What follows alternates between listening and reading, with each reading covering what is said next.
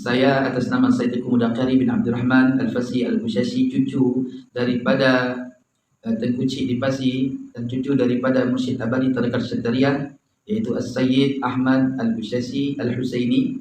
Namun di sisi lain, Bapak Kiai Haji Ahmaduddin, jika antum Bapak Kiai Haji Ahmaduddin dan yang sepaham dengannya menyatakan bahwa nasab Alawi itu tidak tercatat dalam kitab-kitab induk nasab yang kuno, ya, di antaranya seperti kitab Asy-Syajaratul Mubarakah, Al-Asili, Tahzibul Ansab, Al-Majdi, Umdatul Talibin, yang konon kitab-kitab tersebut berada di abad ke-4 Hijri sampai ke-8 Hijriah. Namun di sisi lain dapat antum semua simpulkan bahwa Ba'alawi itu bukan Zuri Harazun, karena Sayyidina Ubaidillah itu tidak termaktub di dalam kitab induk tersebut. Lalu bagaimana jika di dalam kitab yang berada di abad ke-3 Hijri itu menuliskan secara detail bahwa Sayyidina Ubaidillah itu benar anaknya Sayyidina Ahmad bin Isa Al-Abah Al-Nafat atau Al-Muhajir? Bagaimana ya tanggapan antum yang mulia Kiai Haji Ahmaduddin dan yang sepaham dengan antum yang mulia?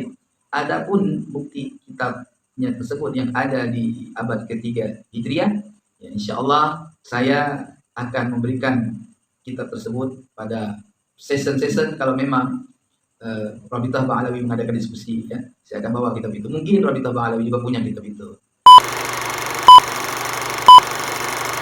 Assalamualaikum warahmatullahi wabarakatuh. Bismillahirrahmanirrahim. Allahumma sholli ala sayyidina Muhammadin wa ala alihi wa sahbihi ajmain. Amma ba'du. Jalana wa iyyakum min ahlil khairi wasada fid dini wad dunya wal akhirah. Amin Allahumma amin. Semoga kita Allah jadikan orang-orang yang di dunia ini beruntung, di akhirat juga berbahagia. Siapapun kalian, kita, saya, keturunan apapun, semoga semuanya menjadi orang-orang yang sa'idun fid dunya, sa'idun fil akhirah. Itu mimpi semua orang. Berbeda pendapat dalam masalah nasab, tapi dalam masalah ini mesti sepakat, kecuali kalau sudah tidak beres dalam berpikirnya. Saya sebelumnya pernah mengupload konten yang diupload oleh pimpinan pondok pesantren Nahdlatul Nuhah kalau tidak salah ya. Beliau itu adalah seorang sayyid yang durasinya sekitar 20 menit ya. Judulnya Ulama Nasab Mendukung Kiai Haji Ahmaduddin. Saya yakin kalian ketika menyimak konten itu mungkin berpikirnya bahwa orang ini sudah 100% ada di kubu Kiai Haji Ahmaduddin. Sudah isbat, sudah yakin bahwa Ba'alawi tidak sah nasabnya. Sehingga menantang-nantang debat Rabithah Alawiyah, menantang-nantang debat kepada Habib Ali Zainal Abidin As-Segaf ya, sebagai ketua Naqabatul Ashraf Al-Kubra. Tetapi saya punya pandangan yang berbeda. Setelah saya analisa semua ucapan beliau, yang pertama ini perlu kita pertegas dulu siapa beliau itu. Ya, sebagaimana dicuplikan bagian pertama, beliau itu adalah Sayyid ya, Sayyid atau lebih dikenal dengan Tengku Mudakari. Itu namanya. Kemudian beliau ini selalu menyebut ada Al-Fasi, ada Al-Kushashi. Kenapa disebut begitu? Karena beliau ini cucunya. Cucu itu maksudnya bukan langsung anaknya bukan, tapi ada datuknya, silsilahnya itu ada yang bernama Abdus Salam Al-Fasi. Ya, Abdus Salam Al-Fasi itu kalau di Indonesia ini lebih dikenal dengan Tengku Cik Dipasi. Ya, itu di Aceh kalau tidak salah ya. Ada masjidnya. Ya. Kemudian ada juga Al-Kushashi. Kakeknya dari Tengku Cik Dipasi ini bernama, itu yang saya lingkar-lingkari itu, lingkar yang atas itu Ahmad Al-Kushashi. Ini Sayyid semua ya. Al-Husaini semua. Nah, Sayyid Ahmad Al-Kushashi ini ulama terkenal di Madinah, ulama Hijaz. Beliau itu punya banyak kitab, pernah mensarah kitabnya Ibnu Athaillah Al-Hikam ya. Ya, tapi yang paling penting kaitannya dengan Nusantara. Beliau ini punya murid orang Nusantara yang belajar di Timur Tengah di abad ke-17. Berarti lahirnya tahun 1650-an. Dan ulama-ulama ini, yang pertama misalnya Abdul Rauf As-Singkil, ulama Aceh. Ya, kalau kamu pemerhati ulama Nusantara yang zaman-zaman dulu mesti kenal. Ada yang nomor 2 ini yang agak unik, yaitu Syekh Yusuf Al-Makassari. Syekh Yusuf Al-Makassari ini mestinya dikenal oleh orang Banten, karena pernah Syekh Yusuf Al-Makassari ini menjadi mufti di Kesultanan Banten. Maka namanya menjadi Syekh Yusuf Al-Makassari Al-Bantani. Kemudian ada satu lagi yang orang Jawa Barat, Abdul Muhyi Pamijahan. Abdul Muhyi Pamijahan ini adalah keturunan bangsawan Sunda, ya, keturunan Raja Galuh kalau tidak salah. Nah, 3 orang ini adalah murid langsungnya dari Ahmad Al-Kushashi. Ahmad Al-Kushashi adalah leluhurnya orang atau Tengku Mudakari tadi. Itu ya, jadi profilingnya begitu. Nah, kemudian kenapa saya bilang bahwa orang ini tidak bisa kita anggap mendukung Kiai Haji Ahmaduddin 100%? Ada narasi beliau yang di kutipan bagian kedua itu, bagaimana teruntuk kepada Kiai Haji Ahmaduddin dan kiai-kiai yang mendukungnya. Bagaimana? Kalau saya punya kitab di abad ke-3 menyebut nama Ubaidillah bin Ahmad Al-Muhajir bin Isa An-Naqib bin Muhammad bin Ali Al-Uraidi dan seterusnya. Artinya jangan-jangan orang ini atau Sayyid ini punya kitabnya. Kalau misalnya beliau punya kitabnya, bahkan abad ketiga.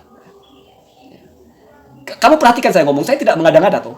Mungkin kamu terlewat menyaksikan bagian itu, padahal bagian itu ada di konten saya yang sudah saya upload secara utuh. Ada beliau yang ngomong di awal-awal, bukan di awal-awal, agak pertengahan itu. Bagaimana kalau misalnya kitabnya itu ada? Dan kalau diperlukan nanti, kalau perlu dirilis bahasanya atau disampaikan nanti di sesi-sesi kalau ada diskusi terbuka. Artinya jangan-jangan beliau ini menyimpan satu kitab yang menjelaskan Ahmad Al-Muhajir punya putra bernama Ubaidillah dan kitab itu abad ketiga. Kalau misalnya itu ada, selesai semuanya. Sudah selesai pembicaraan ini. Nggak usah bicara tes DNA. Dan beliau itu kalau bicara tes DNA tidak perlu sebetulnya. Kalau secara kitab kokoh tidak perlu tes DNA. Kan begitu kata beliau.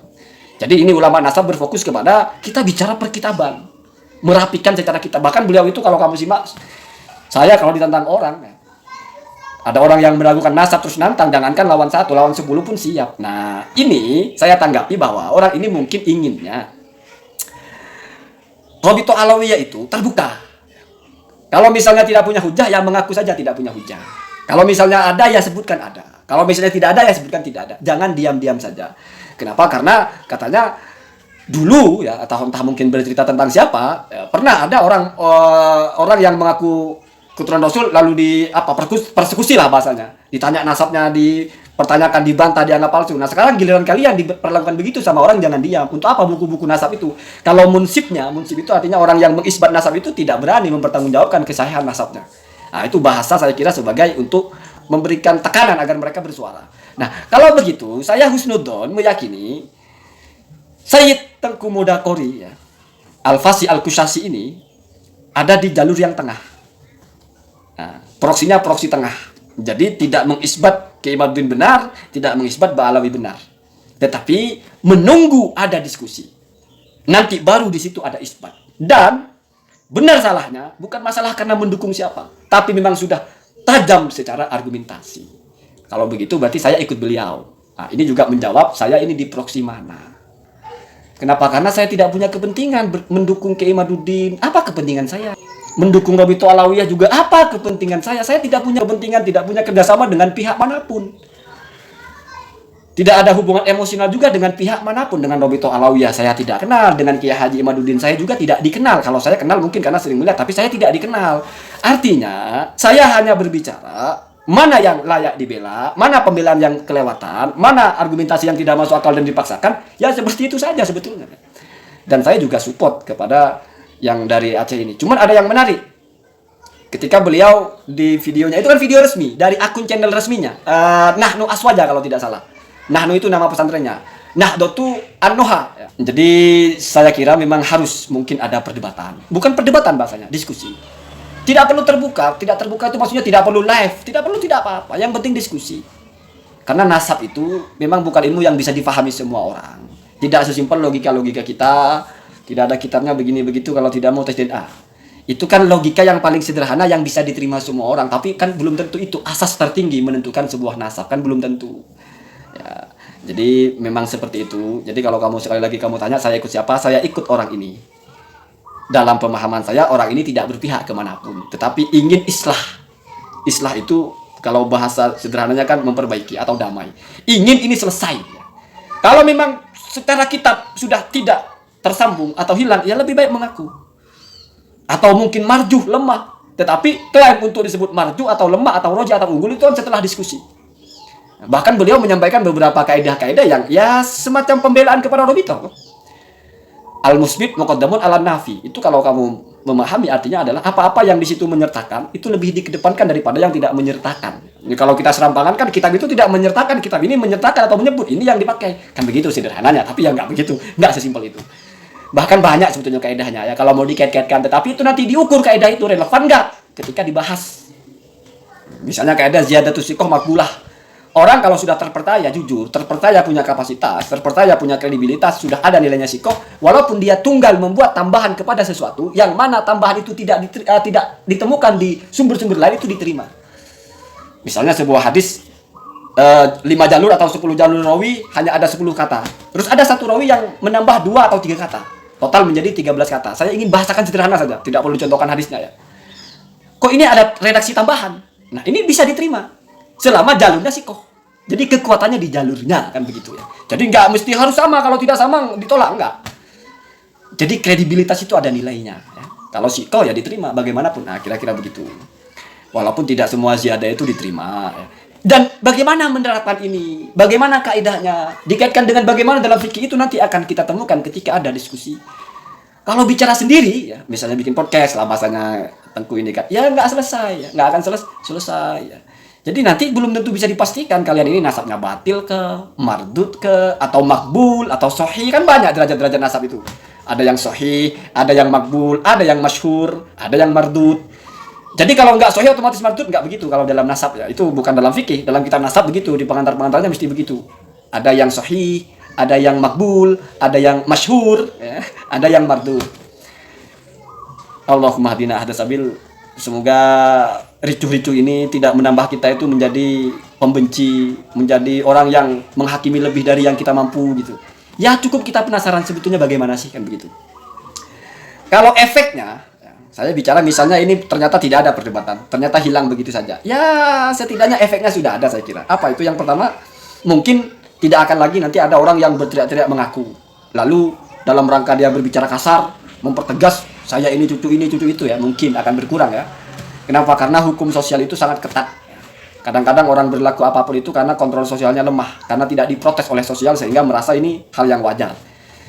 Tapi kalau kontrol sosialnya kuat, nanti perilaku-perilaku yang ditolak oleh sosial itu akan dengan sendirinya berkurang. Sama lah kalau kita lihat di Madura, di kampung Madura, di kampungnya itu jarang ada orang pakai celana pendek. Bahkan perempuan tidak pakai kerudung pun jarang. Kenapa? Karena kontrol sosialnya kuat. Bukan masalah taat agama sebetulnya, tapi nanti diomongin orang.